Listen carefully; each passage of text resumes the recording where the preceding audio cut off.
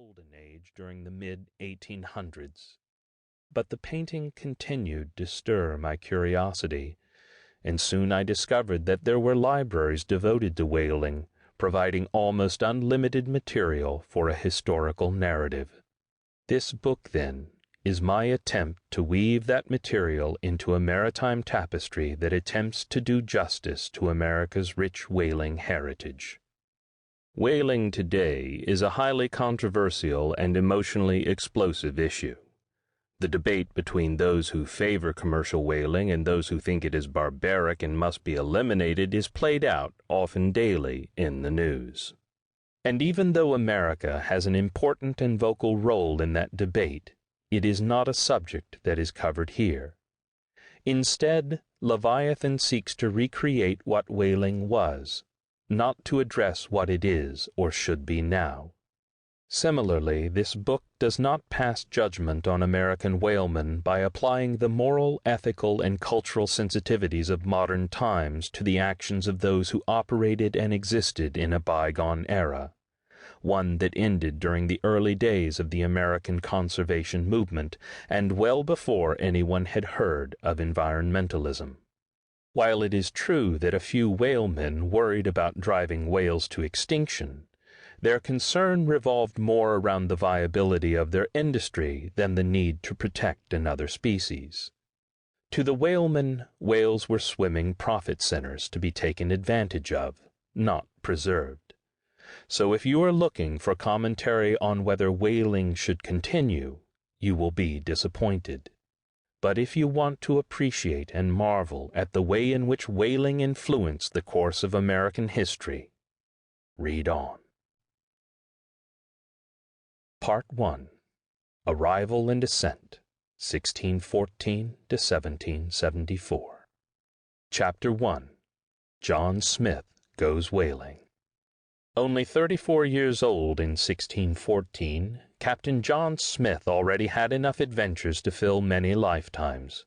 He had survived a shipwreck, pirated in the Mediterranean, crisscrossed Europe, and fought with the Dutch against the Spanish and with the Hungarians against the Turks.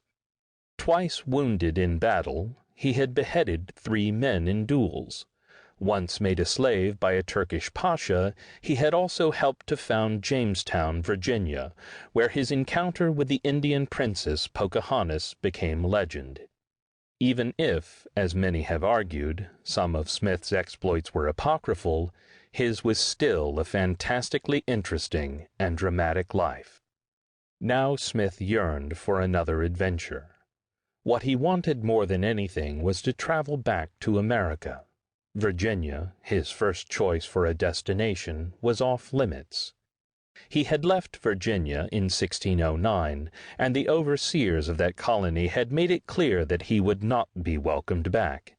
Still open to Smith, however, was that vast expanse of the North American continent that fell between the 38th and the 45th lines of latitude, commonly referred to as the northern part of Virginia, an area that England's King James I had chartered for colonization 8 years earlier. As I liked Virginia well, Smith later wrote, though not their proceedings, so I desired also to see this country and spend some time in trying what I could find.